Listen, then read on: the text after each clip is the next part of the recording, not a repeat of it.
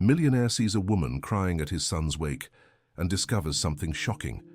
Richard Morrison was utterly devastated as he accepted condolences from hundreds of people at the most lavish wake New York City had ever seen. His only son, Matthew, 35, had passed away suddenly due to heart complications, leaving an immense void in the billionaire businessman's life. That's when his gaze locked onto a simple woman, around 45 years old, weeping desperately at the back of the chapel. She was dressed in humble clothing, completely out of place among the expensive suits and designer dresses of the other attendees. But what caught Richard's attention most was the intensity of her sobs. It seemed as though she had lost a child, not just offering condolences to a stranger. "Who is that woman in the back?" Richard asked his secretary Barbara, who had worked with him for 15 years. Barbara glanced in the direction he pointed and shook her head. "I've never seen her before, Mr. Morrison. Maybe she's an employee from the company that Mr. Matthew helped at some point." Richard watched closely as the woman approached the casket. She placed her hand over her heart, as if saying a silent prayer, and her tears fell uncontrollably. There was something about it that didn't add up. Such profound grief couldn't come from a mere professional relationship. When Richard tried to approach her, the woman saw him coming and quickly left the chapel.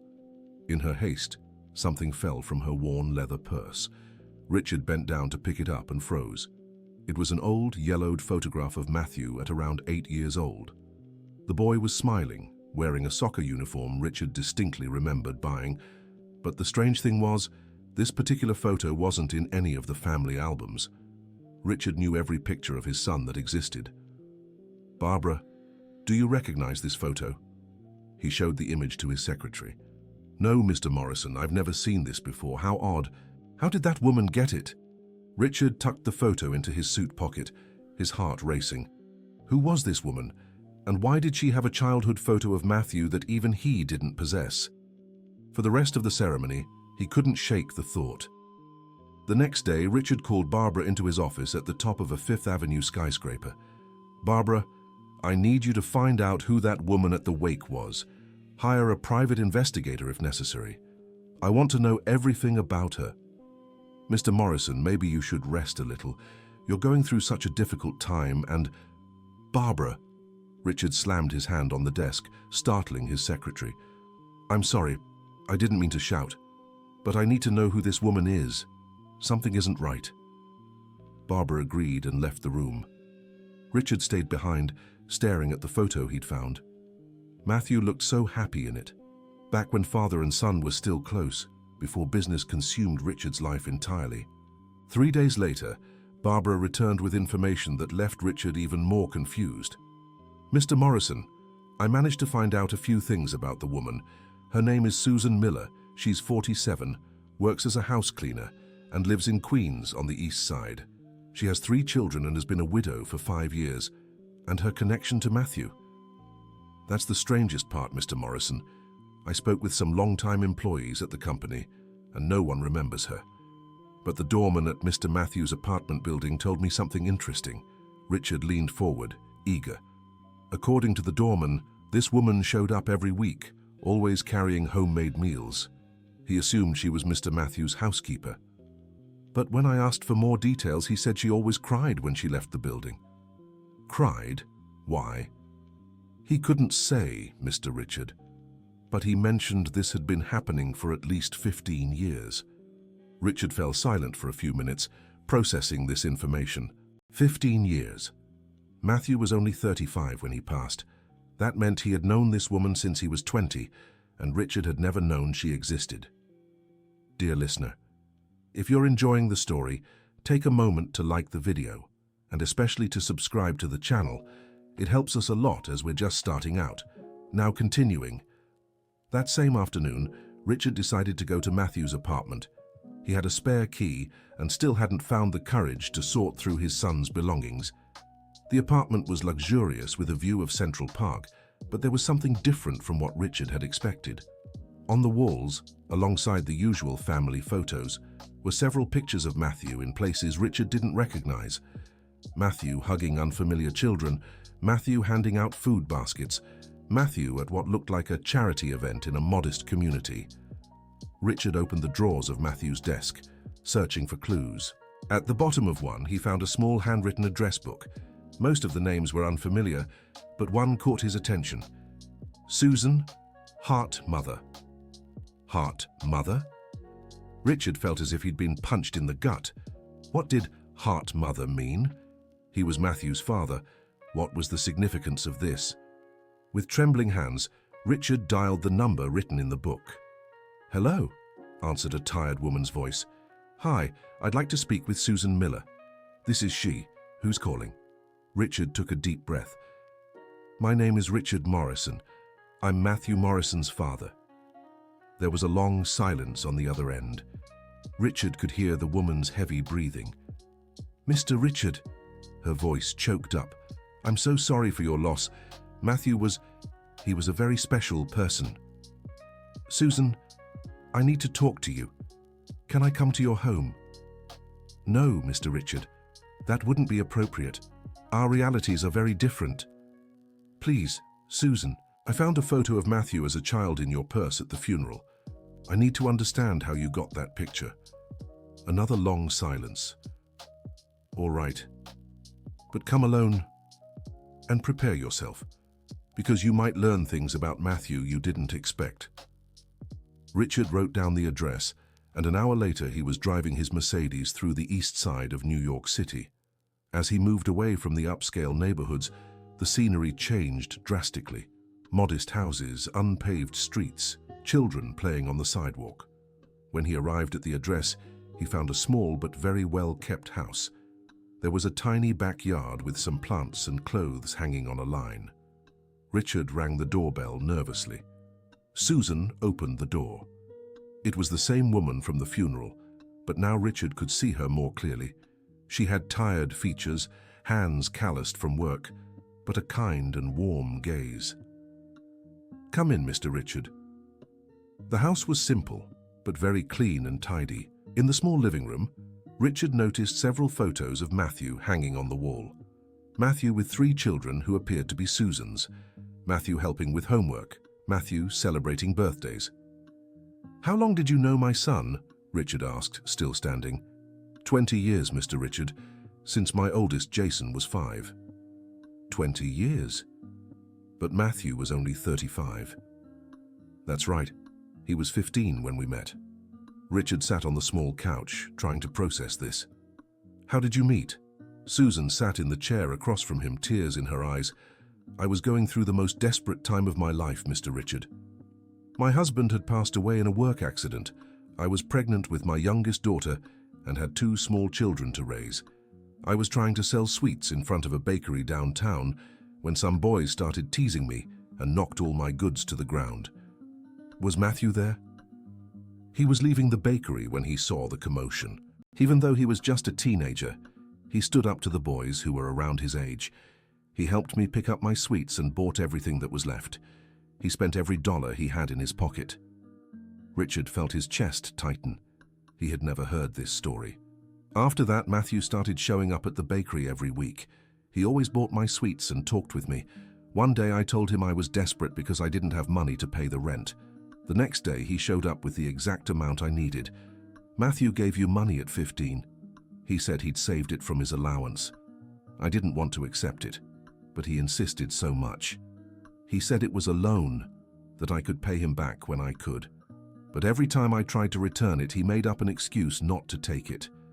Richard was beginning to see a side of Matthew he'd never known. The son he'd raised to focus solely on business and financial success had developed at 15, a social awareness Richard had never noticed. From that day on, Matthew became part of our family. He came here every week, had lunch with us, helped the kids with their homework. My children adored him. He was like an older brother to them. Richard looked at the photos on the wall. In everyone, Matthew was smiling in a way Richard rarely saw at home, a genuine, relaxed, happy smile. "Mr. Richard, may I ask you something?" said Susan hesitantly. "Of course." "Matthew always spoke of you with great affection, but also with sadness in his eyes. He said you were a good man, but always too busy with work. Is that true?" Richard felt as if he'd been struck by lightning. Matthew talked about him, with sadness. I I always worked hard to give Matthew the best, to make sure he had a secure future. Matthew knew that, Mr. Richard. He always said you did it out of love. But he missed talking to you, spending time together without discussing work or responsibilities. Richard buried his face in his hands, feeling the weight of years of emotional absence. How many times had Matthew tried to reach out, and he'd been too busy to notice? Susan, that photo you dropped at the wake. How did you get it? Matthew gave it to me many years ago. He said it was from the happiest time of his childhood when he could still make his father smile without talking about grades or behavior. Richard took the photo from his pocket and looked at it again. Now he remembered that day. Matthew had scored his first goal in a school game. Richard had arrived late and missed it, but he saw the joy on his son's face when he ran to hug him. They'd gone for pizza afterward, and Matthew excitedly talked about wanting to play soccer professionally. Richard remembered saying soccer wasn't a real future, that he should focus on his studies. He kept this photo his whole life. He did, and he gave it to me when I was going through a very hard time. He said looking at it reminded him that there are always happy moments, even in the toughest situations. Just then, the children came home from school. Jason, now 25, Emily, 22, and the youngest, Sarah, 20. When they saw Richard, their eyes filled with tears. "Mr. Richard," said Jason, stepping forward, "I'm so sorry. Matthew was like a brother to us. He helped us so much over the years," Emily added. "He paid for my entire college. He said it was his dream to see a girl from our family graduate in education." "And mine too," said Sarah. "He told me I had a talent for nursing and that he would help me achieve that dream." Richard was discovering a Matthew completely different from the son he knew. A generous, caring Matthew, present in the lives of people Richard never even imagined existed. "Jason," Richard called out, "may I ask what you do for a living?" "I'm an accountant, Mr. Morrison. Matthew got me an internship at a friend's company and later helped me land my first job. Now I work at a mid-sized firm downtown." "And did you always know Matthew was my son?" "Yes, we did. He spoke of you with great pride. He said he wanted to be a successful businessman like his father, but also wanted to use that success to help people in need." Richard felt a pang in his chest. Matthew wanted to be like him, but a better, more humane version. Dear listener, if you're enjoying the story, don't forget to like and especially subscribe to the channel. It helps us a lot as we're just starting out. Now, continuing. Over the next 2 hours, Susan's family shared many stories about Matthew. How he always showed up when someone was sick, bringing medicine and food. How he organized birthday parties for the kids on the street. How he paid for Susan's dental treatment when she was in terrible pain. "Mr. Morrison," Susan said when the children went to do their homework, "there's something I need to tell you, but it's a bit delicate." "Go ahead, Susan." "Matthew always said he felt like he had two lives. The life at home, where he had to be the perfect son, focused on being successful and making you proud, and the life here with us where he could be himself, help people, and feel like he was making a difference in the world. Two lives. He didn't tell you about our relationship because he was afraid you wouldn't approve. He said you always taught him that everyone is responsible for their own destiny and that we shouldn't get emotionally involved in other people's problems." Richard remembered the many times he had said those exact words to Matthew. He thought he was teaching his son to be strong and independent, but in reality he was building a wall between them. Did Matthew ever mention getting married or having a family of his own? Susan smiled sadly. "He dated a few times, Mr. Morrison. But he always said none of the girls could understand his need to help others. They thought he was wasting money or being naive. And what did he say about that? That when he found the right person, they would understand that helping others was an essential part of who he was, and he hoped that person would want to be part of that mission too." Richard fell silent for a few minutes. Matthew had been looking for someone who complimented him, not just romantically, but also in life's purpose, and Richard had never known. When Richard stood up to leave, Susan walked him to the door. "Mr. Morrison, may I ask a favor?" "Of course, Susan." Matthew always dreamed of founding an organization to help vulnerable families in a more structured way. He said he wanted to use part of the inheritance he'd received to start this project. Would you consider carrying on that dream for him? Richard was surprised. Matthew had thought of using his inheritance for social projects. Did Matthew ever share details about this organization? He had a notebook full of ideas, job training programs, emergency medical assistance for families, scholarships for talented youth. He studied it deeply, Mr. Morrison. It was truly his dream. Do you have this notebook? I do. Matthew gave it to me for safekeeping. He said that if anything happened to him, I should give it to someone who could continue the project. Susan went to fetch a worn-out notebook, filled with notes in Matthew's handwriting. Richard flipped through it quickly and saw dozens of pages with detailed ideas, calculated budgets, and implementation strategies. May I take this to study? Of course, Mr. Richard. Matthew would be very happy. On the way back home, Richard drove slowly, still processing everything he had discovered. He stopped at a gas station and called Barbara. Barbara, I need you to put me in touch with the lawyer who handled Matthew's personal affairs. I want to know if he left a will or any specific instructions. Of course, Mr. Richard. Dr. Wilson has called a few times wanting to schedule a meeting about this. Should I set it up for tomorrow? Yes, as soon as possible. The next morning, Richard was in Dr. Wilson's office, an experienced lawyer who had known the family for years.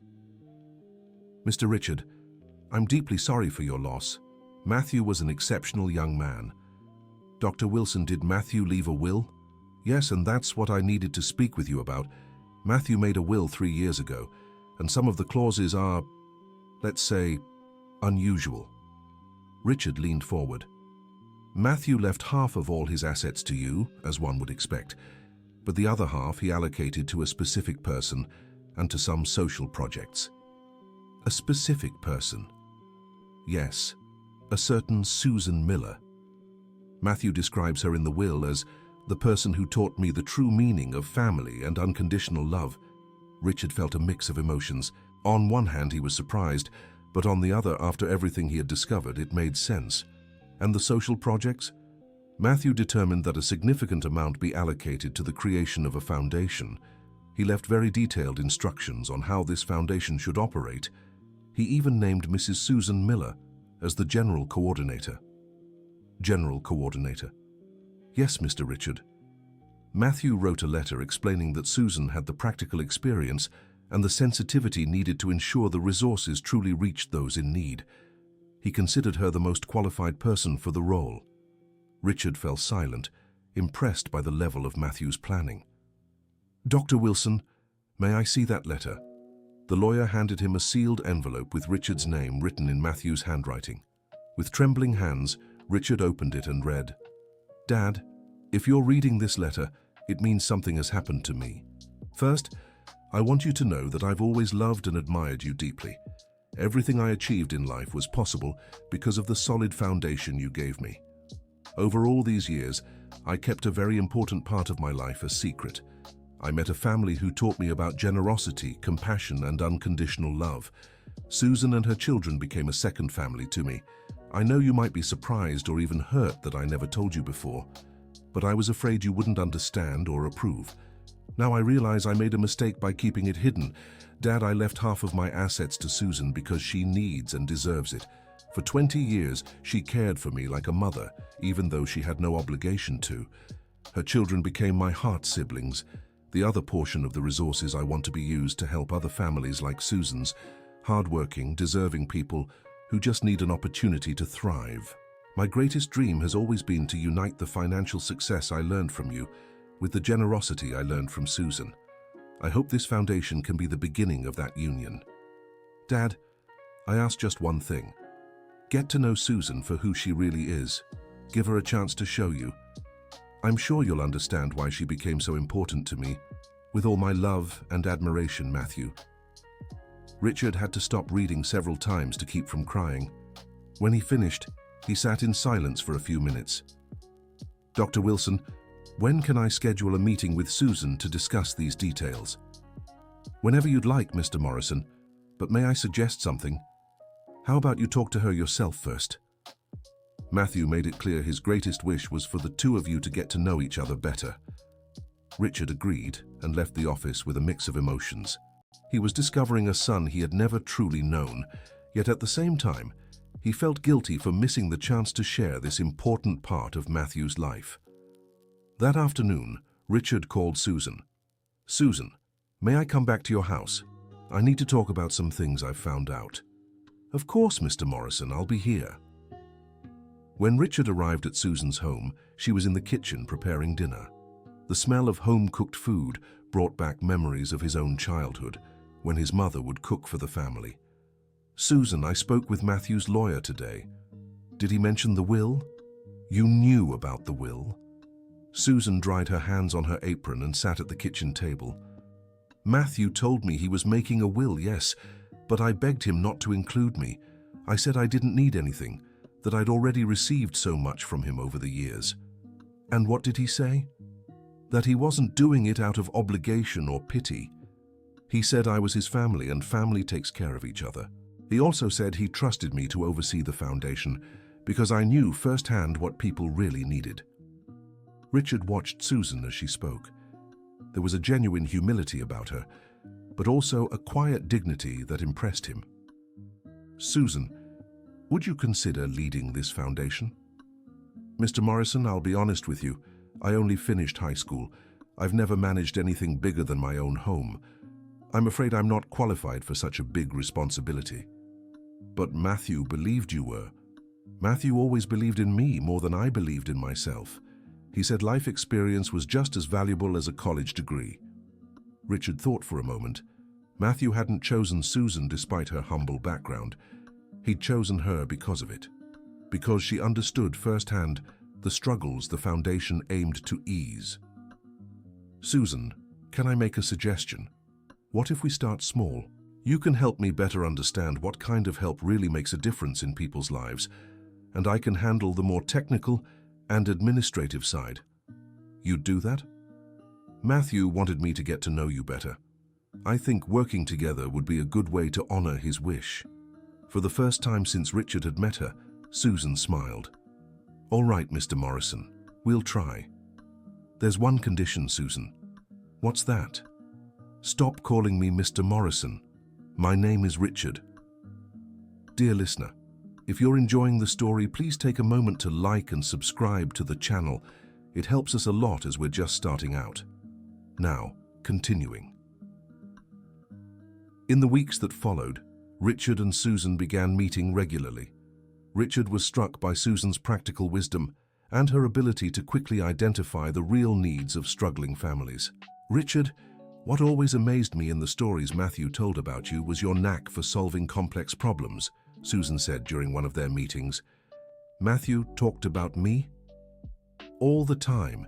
He said you could see solutions where others only saw problems, and that you were relentless when you believed in something." Richard felt deeply moved. Matthew spoke of him positively, even though he missed having a closer relationship. "Susan, can I tell you something I've never told anyone?" "Of course." "I raised Matthew alone from the age of 12. His mother passed away when he was a child, and after that, I buried myself so deeply in work that I forgot to be a present father.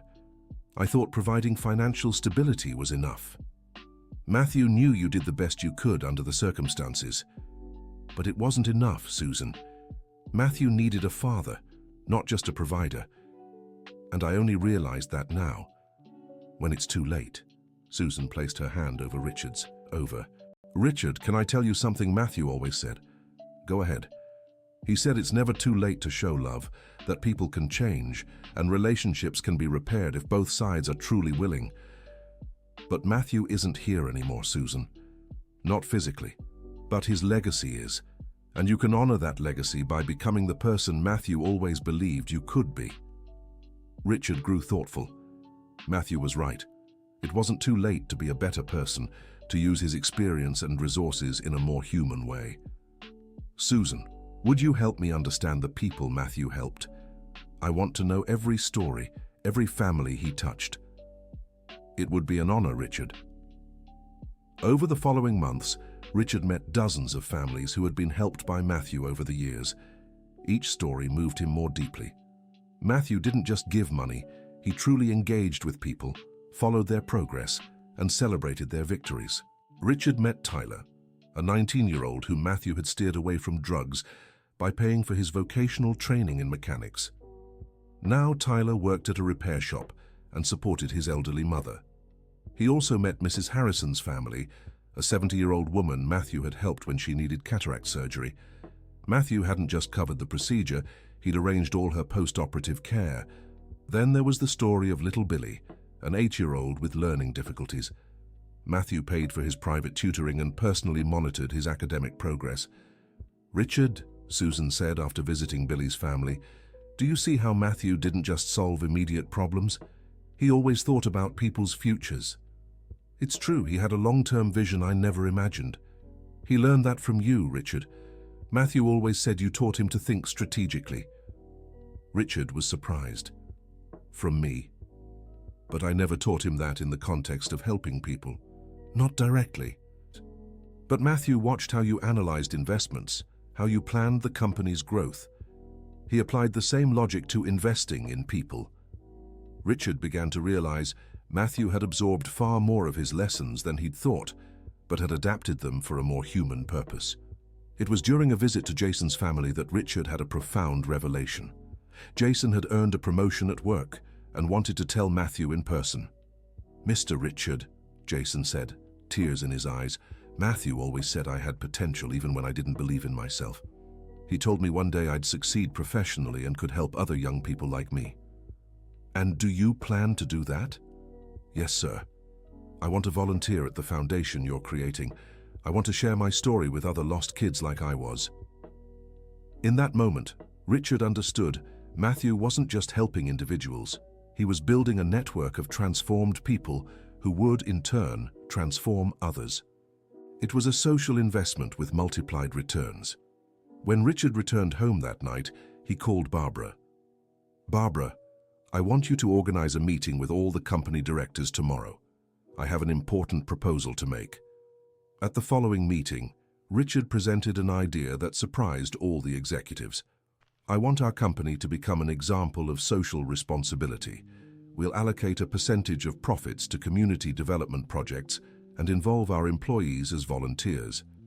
"Mr. Morrison," said the financial director, "this could significantly reduce our profit margin.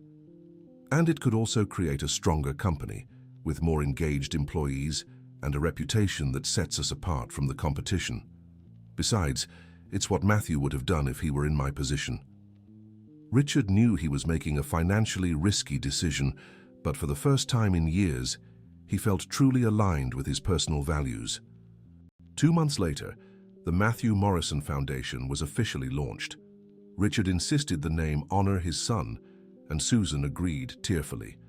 At the inauguration, Richard gave a speech that moved everyone present. "This foundation isn't just a tribute to my son, Matthew. It's the recognition that he saw something it took me years to understand. That true success isn't measured only by what we accumulate, but by the positive impact we have on others' lives." Matthew knew the value of money, but he also knew the value of human dignity. He understood that an opportunity offered at the right time can completely change a family's destiny. Today, we officially begin work that Matthew had been doing for 20 years. The difference is that now we'll do it in an organized, sustainable, and far-reaching way. Susan, who was in the audience with her children, cried with emotion. Richard invited her to the stage. "Let me introduce Susan Miller, General Coordinator of the Matthew Morrison Foundation. Susan was the person who taught my son the true meaning of compassion and generosity. Without her, this foundation wouldn't exist." Susan approached the microphone, visibly nervous. I never imagined I'd be here today.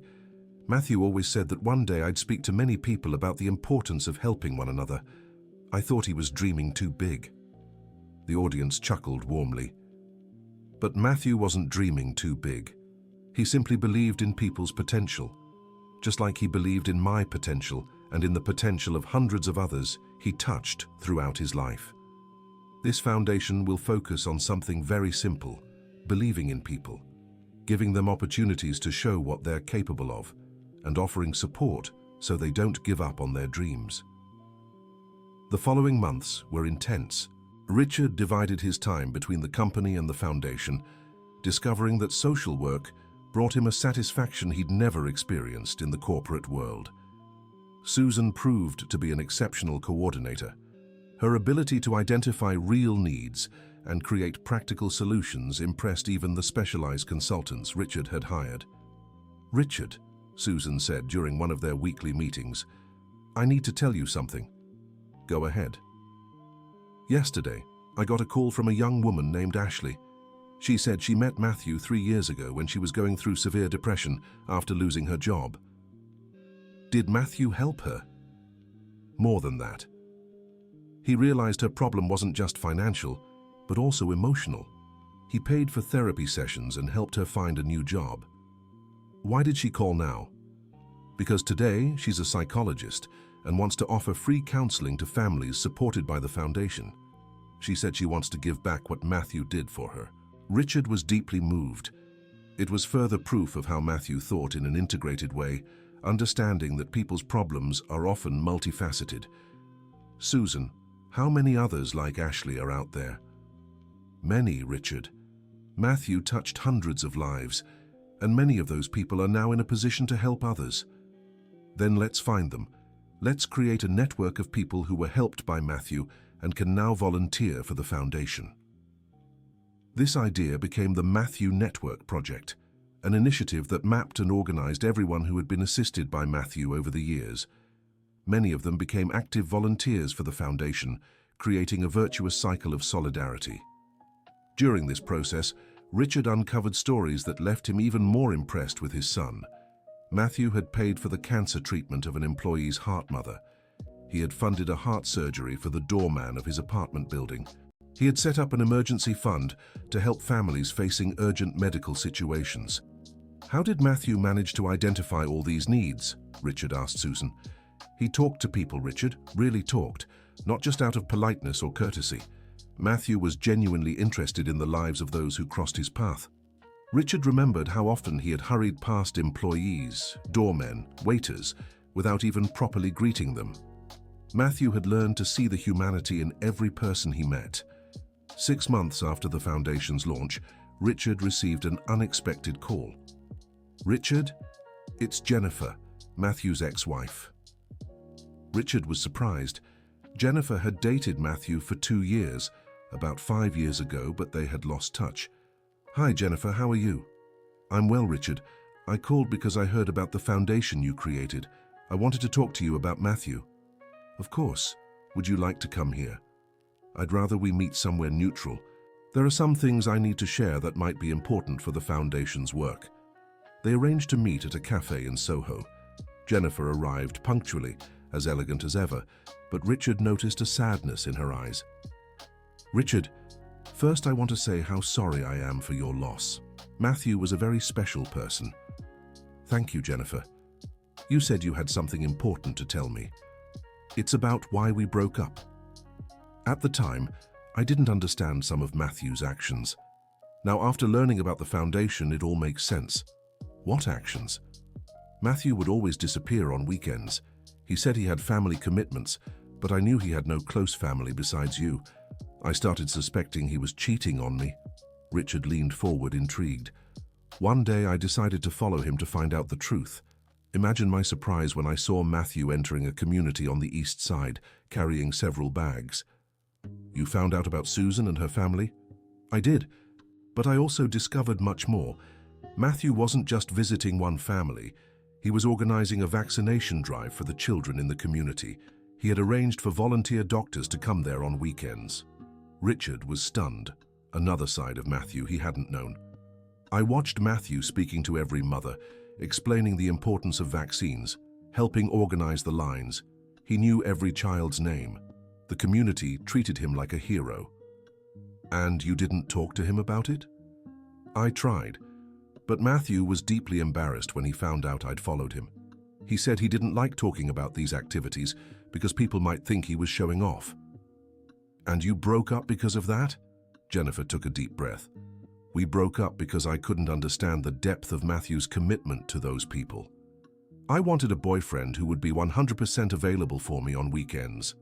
Matthew had an extended family of hundreds of people who depended on him. Did you regret it? Very much, Richard. It was only years later that I understood Matthew wasn't choosing others over me. He simply couldn't ignore other people's suffering, and that was an essential part of who he was. Richard grew thoughtful. How many others had distanced themselves from Matthew because they didn't understand his generous nature?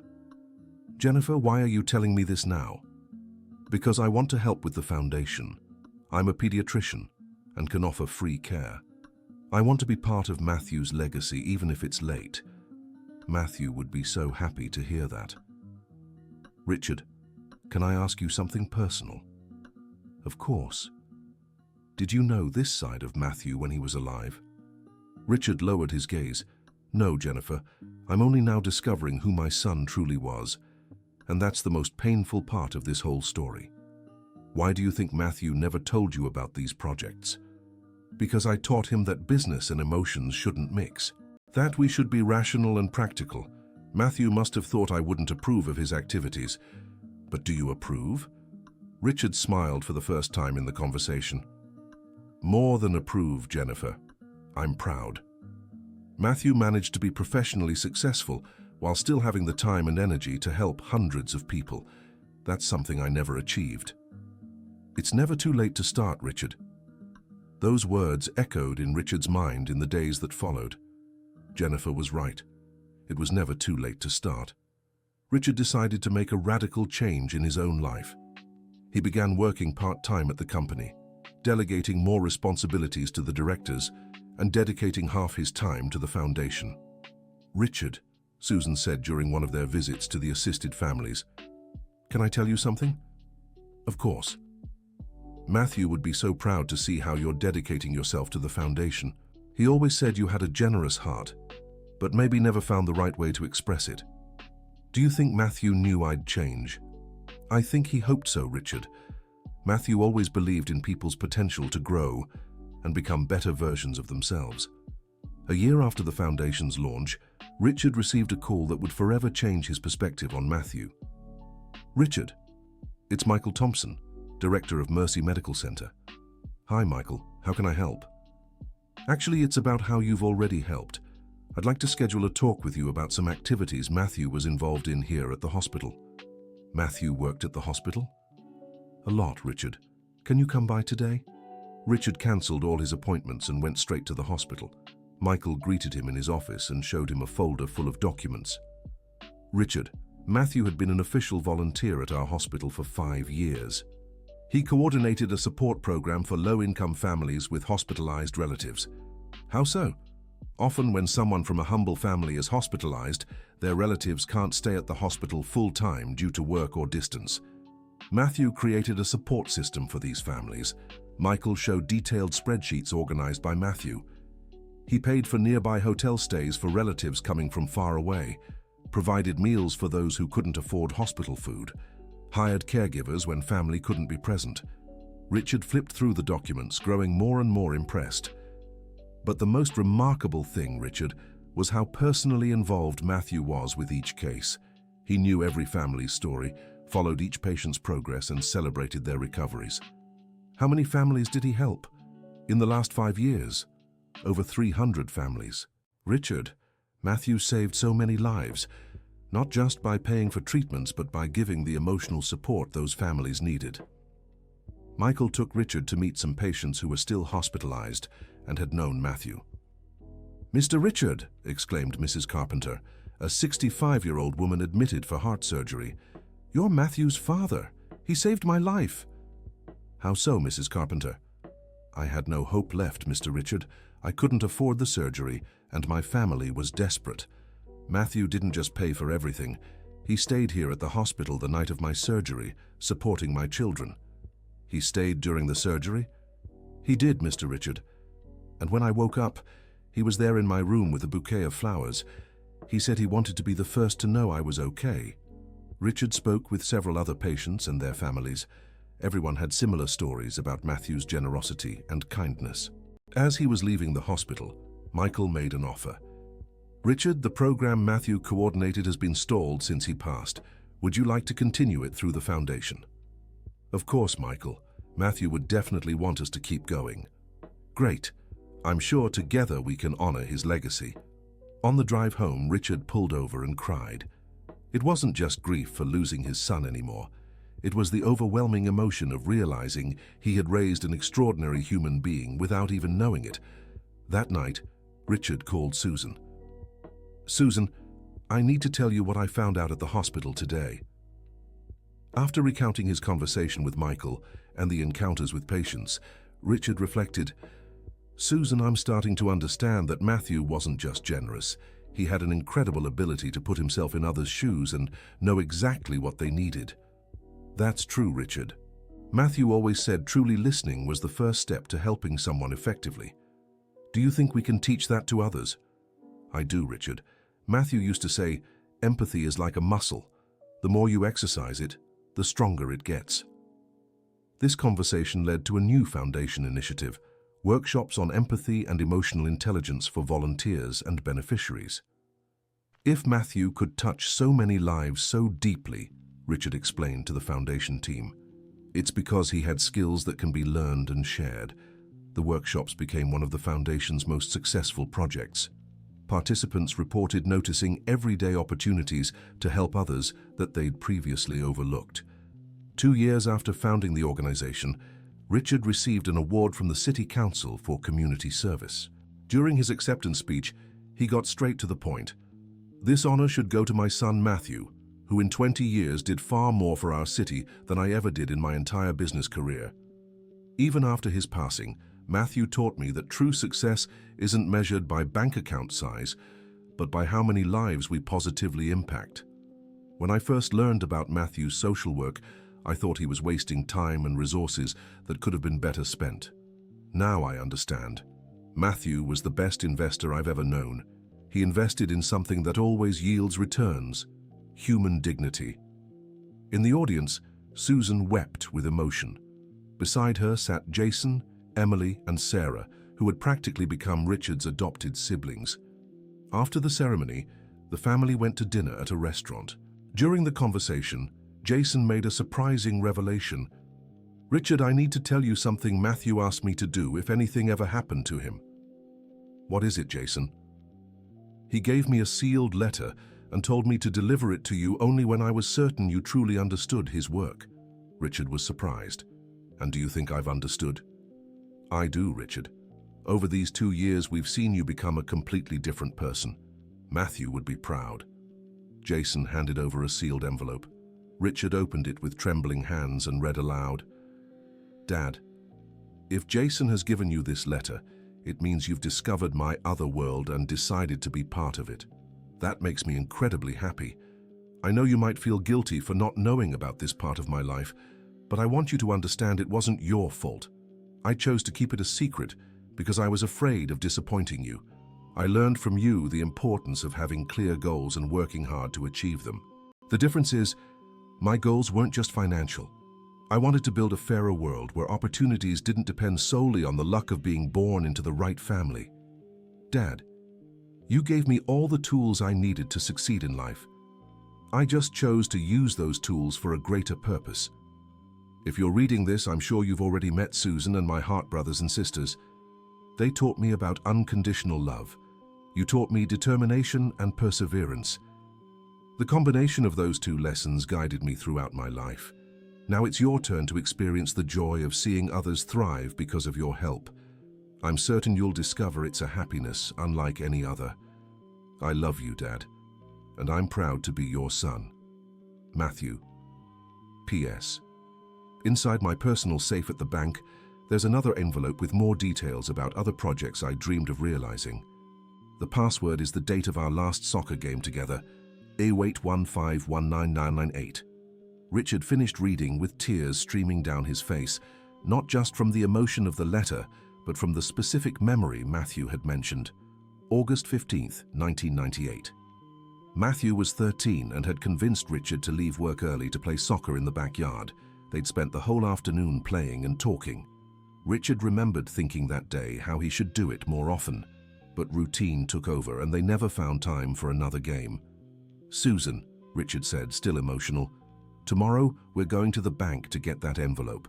I'm sure Matthew still has many surprises to reveal to us." The next day, Richard and Susan went to the bank. The manager escorted them to Matthew's personal safe. Inside, along with important documents, was a thick envelope with Richard's name on it. When they opened it, they found a detailed plan for creating a national network of foundations similar to the one they'd established. Matthew had mapped out key cities across the country where this work could be implemented. There were demographic studies, cost estimates, and implementation strategies. "Richard," Susan said, flipping through the documents, "Matthew wanted to expand this across the entire United States." "And why shouldn't we?" Richard replied. "We have the experience, the resources, and now we have a team that understands how it works." "It would be a massive project, Richard." "Matthew didn't think small, Susan, and if he believed it was possible, then we'll do it."